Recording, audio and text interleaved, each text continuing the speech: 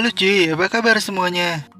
Mudah-mudahan dalam keadaan baik-baik aja dan selalu dimurahkan pintu rezekinya.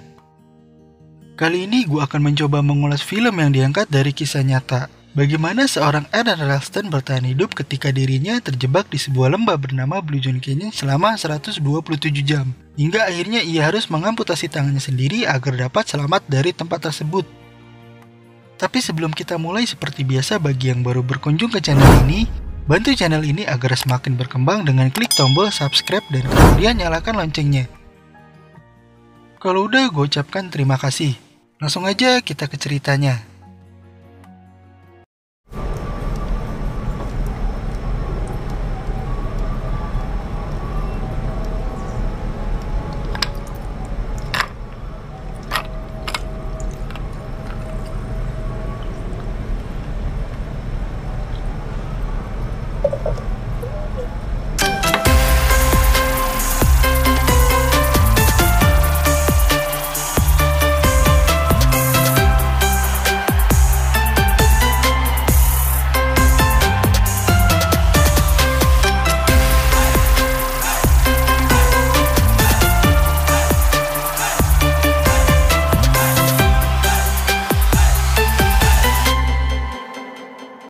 Film diawali dengan seorang pria bernama Aaron Ralston yang sedang berkemas mempersiapkan peralatan makanan serta minuman untuk pergi ke sesuatu tempat.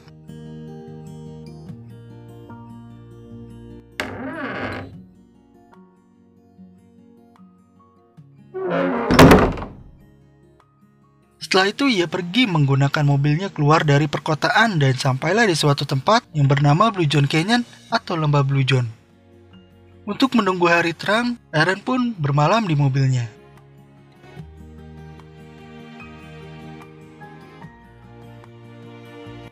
Kemudian di pagi harinya, tepat di hari Sabtu, ia mulai menikmati keindahan daerah tersebut dengan bersepeda sambil sesekali mendokumentasikan kegiatannya tersebut.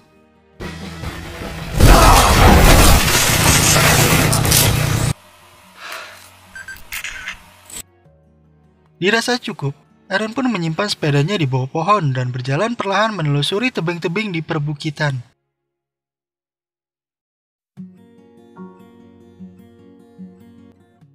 Hingga akhirnya Aaron pun bertemu dua wanita tersesat yang bernama Christy dan Megan. Lalu Aaron menghampiri mereka berdua dan menunjukkan arah jalan pulang lewat sebuah peta yang mereka bawa. Aaron bisa mengetahui segala tempat yang ada di sana, karena itu adalah tempat yang sering ia jumpai untuk merefresh pikirannya. Di perjalanan, Aaron menawarkan jalur alternatif yang biasa ia lalui dan tak banyak orang yang tahu. Mereka menelusuri celah tebing dengan perlahan dan tiba-tiba Aaron, Megan dan Christy panik lihat Aaron jatuh.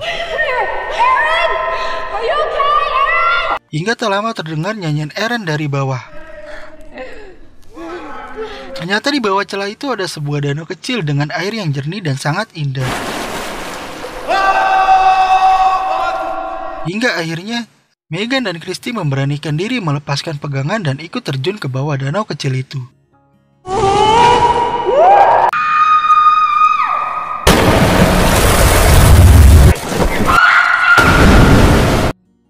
Mereka sangat menikmati sensasi terjun ke danau itu dan mengulanginya beberapa kali.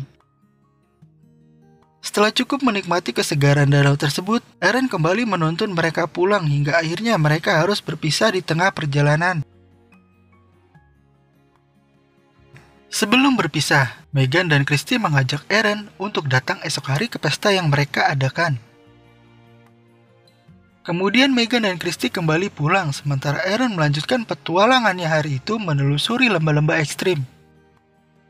Ia berjalan masuk ke celah tebing, dan sialnya, ketika Aaron terpeleset sebuah batu besar yang ia gunakan sebagai penumpang, terjatuh dan menimpa lengannya dan kisah 127 jam pun dimulai.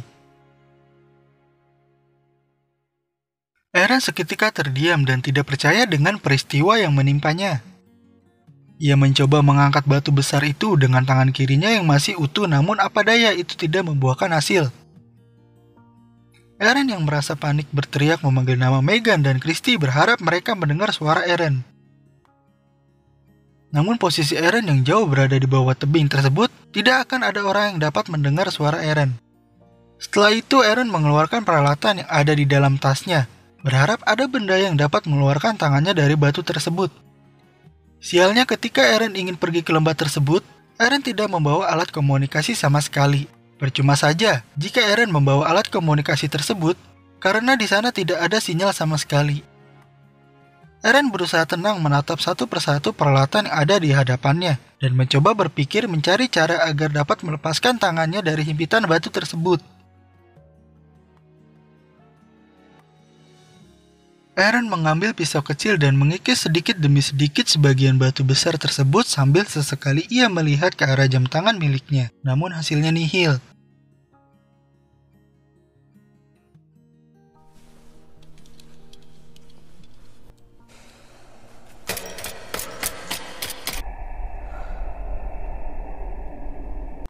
Hari Minggu pun tiba. Eren mencoba mengaitkan tali untuk bisa menompang dirinya kemudian melanjutkan mengikis batu itu sampai lanjut pagi hari.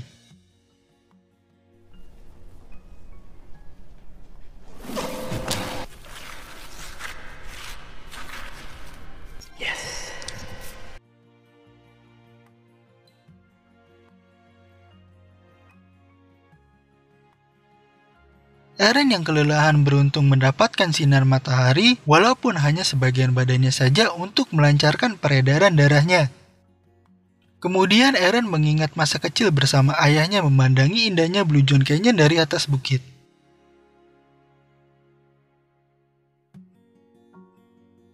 Lalu ia mendokumentasikan dirinya dan juga tangannya yang terjepit di Blue John Canyon dan memberitahu keadaannya sekarang kepada kedua orang tuanya.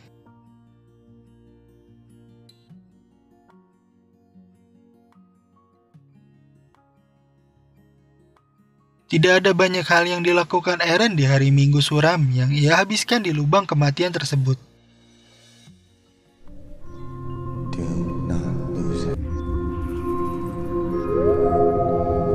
Eren hanya mempersiapkan diri kembali bermalam di sana dan mengumpulkan tenaga untuk ia gunakan di pagi harinya.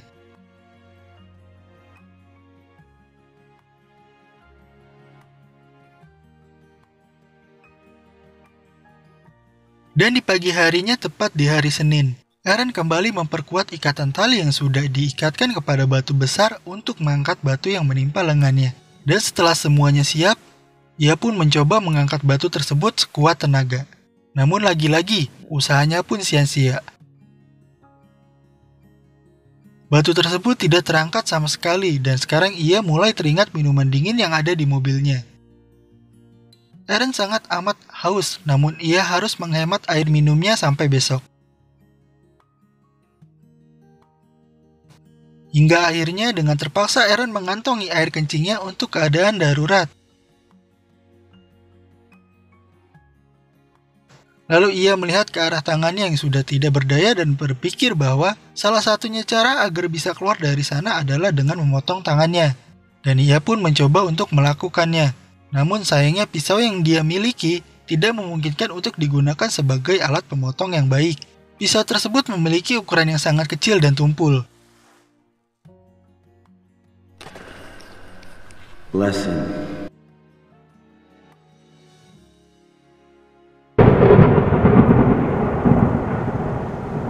Ketika Eren sedang tidur, tiba-tiba turun hujan yang amat deras bahkan airnya membanjiri tempat Eren.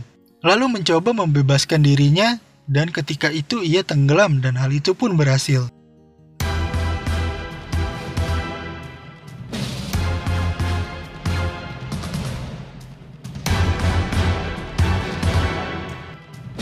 Kemudian Eren pun langsung berlari ke mobilnya dan menuju rumah istrinya yang bernama Jessica untuk mengatakan sesuatu.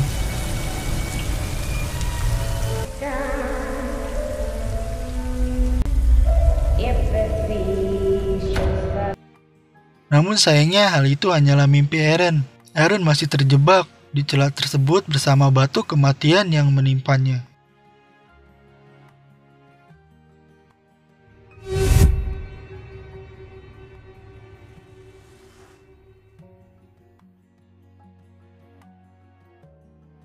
Empat hari sudah Eren masih terjebak di celah tebing. Di hari Selasa, ia kehabisan air minum untuk mengobati rasa hausnya dan juga merasakan sakit pada bagian jantungnya.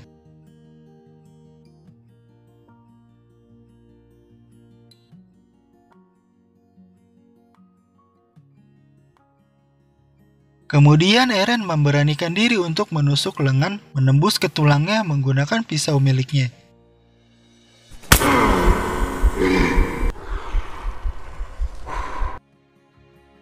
Saking kelaparannya, Eren menjilat darahnya sendiri.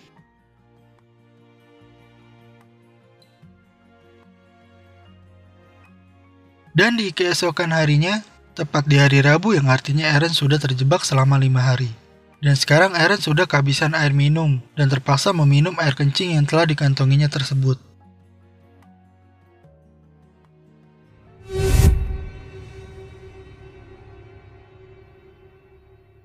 Di hari tersebut, ia mengukir hari dan tanggal kematiannya. Eren sudah membayangkan kematiannya pada hari itu. Eren membayangkan kehadiran orang-orang yang menyayanginya, berkumpul bersama orang-orang terkasih yang sudah lama tak ia temui.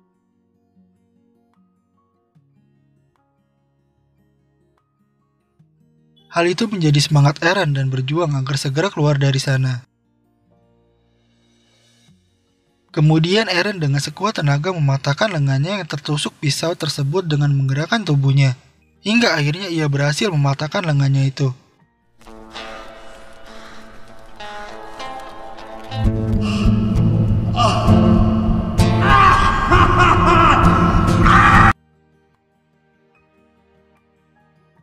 Langkah selanjutnya yang harus dia lakukan adalah memotong daging lengan tersebut menggunakan pisau kecil miliknya. Tidak ada bius yang ia gunakan untuk lengannya dan pula bukan pisau tajam yang ia miliki, melainkan pisau tumpul yang ia paksakan sedikit demi sedikit untuk memotong daging lengannya.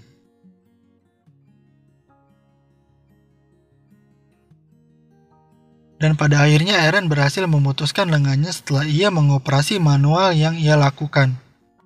Kemudian ia pun membungkus tangannya dengan sebuah kain. Dan sebelum pergi, Eren mendokumentasikan tempat paling suram baginya.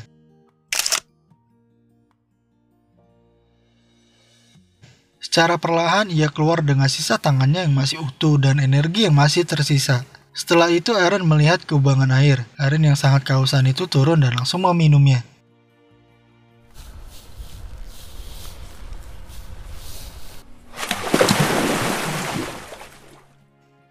Kemudian Eren berjalan beberapa kilometer untuk menemukan seseorang. Dan akhirnya Eren bertemu satu keluarga yang berada di tempat itu. Eren pun meminta pertolongan dan menceritakan bahwa ia terjebak selama 5 hari dan terpaksa memotong lengannya. Pada akhirnya tim evakuasi pun datang dan membawa Eren. Di akhir film, kita diperlihatkan Eren yang sudah selamat dan Eren sudah mempunyai anak yang bernama Leo. Dan film pun tamat. Oke cuy, ini film sih bagus banget. Walaupun ini film udah lama tapi masih aja ngebekas di pikiran gue. Poin penting dari film ini adalah kita harus ngabarin orang terdekat kita kalau mau kemana-mana. Toh kita nggak pernah tahu kejadian yang gak enak yang gak bakal kita alamin. Jadi tunggu alur cerita film dari gue selanjutnya. Thank you.